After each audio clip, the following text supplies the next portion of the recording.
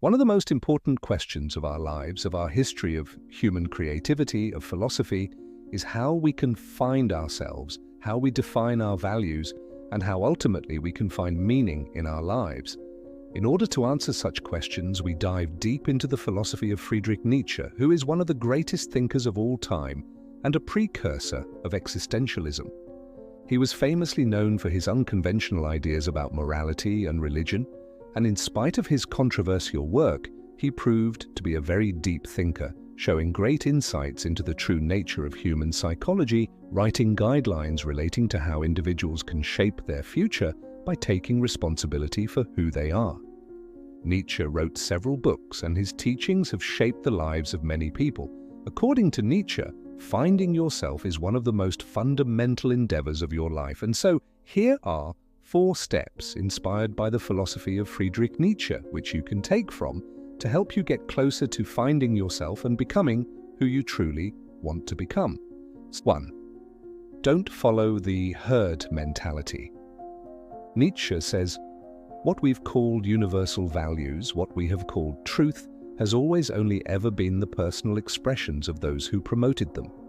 Nietzsche believed a rigid societal code creates what he called the herd mentality. Like a herd of animals, a herd mentality aims towards sameness, comfort, and the preservation of its population. Similarly, the moral code of society has been fabricated by individuals and then imposed on other people so that society can have control over human behavior. Although that can protect us from certain extreme human behaviors, it also limits our individuality and creativity. Not only that, but the strict dogmatic judgment of human behavior can even make some individuals more rebellious, resulting in extreme antisocial attitudes and, even worse, actions. If these dictatorial boundaries and rules become tyrannical and unreasonably harsh, the rebellious response can often be equally harsh. If the moral code of society is flexible enough, then the people who have opposing views do not have to be particularly forceful to make the change that they want to see in the world. In real life, more often than not, it's the case that morality is preached in a very strict way. It is not only that the societal, religious, and educational structures present it that way. It is also the attitude of the majority of people that do not want to stand out from the group in fear of being rejected. Therefore, every person that stands out too much, according to the representatives of those groups, is someone that seems terrifying and dangerous. It is a well-known fact that people are afraid of the unknown, and that is perfectly mirrored in this dynamic. This can be seen in our everyday lives, whether it's the Middle Ages or the modern-day world. This dynamic is always present. Whether it's Galileo being killed for thinking outside the box, or at school when your classmates ridiculed you or some other student for being different and standing out, it's all cut from the same cloth. The herd consists of people that have amputated their creativity, dreams, and goals, and are feeling insecure and even threatened by everyone that exhibits those qualities. Those people are afraid of change, afraid of admitting to themselves that some of their potential has not been fully realized. Although that realization is scary, an individualistic and driven person must not let themselves be dragged down by other people's mistakes in life. Instead, you need to go your own way, leave the herd behind, and then shine a light so bright that it can't be ignored. You can start by questioning and silencing those negative voices that you internalized when you were young. Whether it's a parent, a harsh teacher, a narcissistic partner, it doesn't matter. Whoever told you that you can't do things that you would want to probably told you that because they were afraid of your success, because it would expose everything that is bad about them. So they wanted to limit your individuality and pull you back into the herd. Also, being strong-minded and courageous helps you withstand the frightening feeling of stepping out of your comfort zone, since it's an integral part of becoming who you really are. 2. Embrace the difficulty of self-discovery. In the words of Nietzsche, no price is too high to pay for the privilege of owning yourself. Our instinctive and intuitive reaction is to evade all pain and suffering. The technology and the easiness of achieving everything has made us ungrateful, and we have forgotten that suffering is an integral part of life. However, according to Nietzsche, it's only when we are willing to face the challenges of life that we are spiritually growing. In 1873, when he was 29 years old, Nietzsche addressed this fundamental question of how we find ourselves in a beautiful essay titled Schopenhauer as Educator. In this essay, he argued that if someone wishes to be somebody in this life, to maximize their potential, they need to take the difficult path, which often leads to isolation. Being a loner is not easy, but this is one of the prices someone must pay for the privilege of owning themselves. To keep yourself from being overwhelmed by the tribe, you must distance yourself from others. You need to strive to be free, and this might lead to severe difficulties in your life. You should refuse taking an easy path, and you should decide to embark in the quest for gaining your freedom to be yourself, no matter how frightening it might be. To be free means also to be free from all physiological and psychological needs. In other words, to not let them drive you, but for you to drive them instead. For example, whenever you feel an emotional urge to do something, like complaining to somebody in a very passionate way, you must try to become first conscious of this impulse and then decide if you should act upon it or not. Nietzsche's philosophy on this point is somehow similar to many modern-day motivational gurus and thought leaders, but the similarity is only on the surface.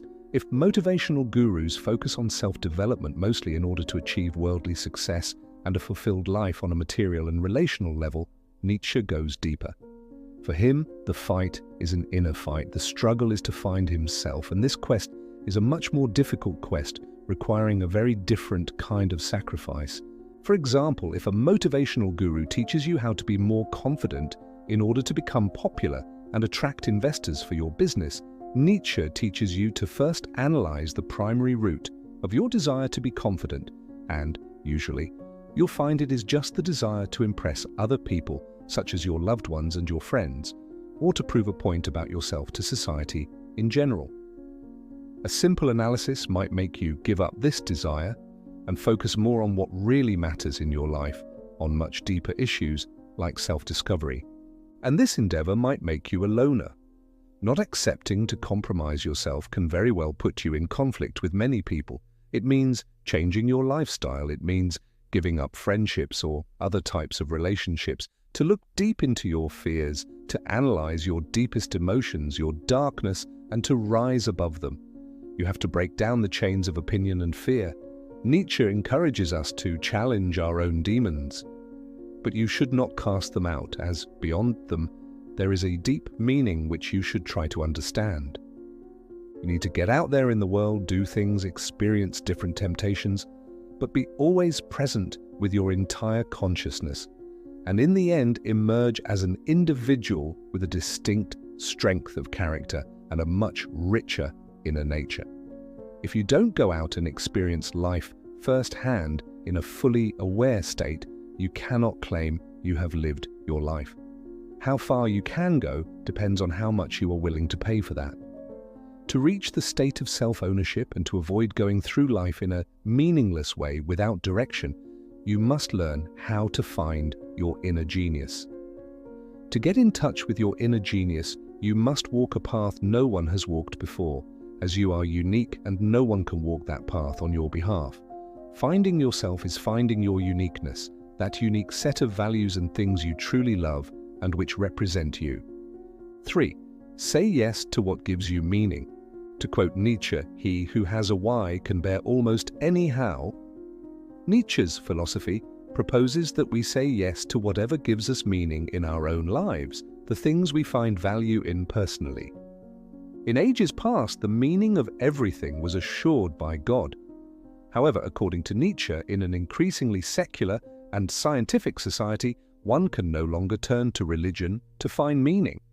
He found this concerning, as the typical person would be driven to nihilism, meaning general apathy and an unwillingness to find meaning in life without help. So he offers us 3 solutions that we as individuals can try to use to find meaning in our lives. His first suggestion was to replace religion with philosophy, art, music, literature, theatre, and other parts of the humanities to provide similar benefits. The humanities offer us the ability to contextualize our sufferings, our efforts, and a chance to see our lives as not so different from those around us. They can offer insights into how we might tackle problems we must all face. However, it is important that we see them as a tool for living and not just as an academic study, reading history not just for the facts, but for what those facts tell us, seeing them as a way to edify yourself, or watching tragic plays to see and comprehend the beauty in sad events, not just the entertainment. If humanities do not interest you, then Nietzsche suggests a second option of becoming an Übermensch. The Übermensch is a superhuman that creates his own meaning and values without reference to outside influences. Such an individual can overcome the problem of the meaning of life by simply inventing his own meaning and taking full responsibility for it. According to Nietzsche, only a few men came close to being an Übermensch, and they were Julius Caesar, Napoleon Bonaparte, the Buddha, and Goethe. For us humans, we can hope to find some meaning in looking inward and evaluating what things we really value and what things we only say we like because society tells us to. Nietzsche sees the psychological evolution of humanity as an ever-advancing story, and one which we should take a part in. If becoming a superhuman isn't something you value, then Nietzsche suggests another method to find meaning, which is loving your life, no matter what it has in it. Amor fati, the love of fate, is one of Nietzsche's most interesting ideas, and one which can offer us a great deal of solace when we most need it.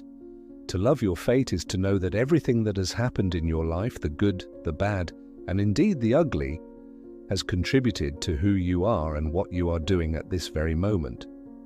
Trying to create yourself will lead to some failures, but embracing those failures alongside your successes can help re-spark the love of life and can help you see the meaning of it even in the worst moments.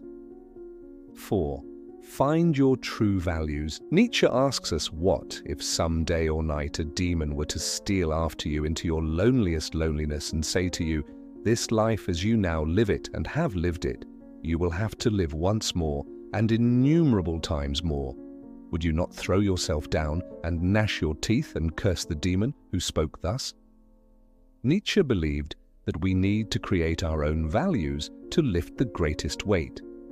The greatest weight is a metaphorical situation put forth by Nietzsche which represents the feeling that crushes you into repeating past mistakes because of the unevaluated values you adopt from your herd. The goal of this concept is to make you ask yourself, is what you are doing truly meaningful, or are you just acting out what your herd thinks is right?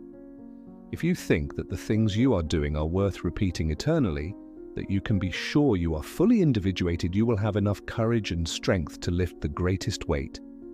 If you do not think that the way you have been living is worth repeating innumerably, chances are you haven't formed your own values and you are still a slave to your society and, worse yet, to yourself.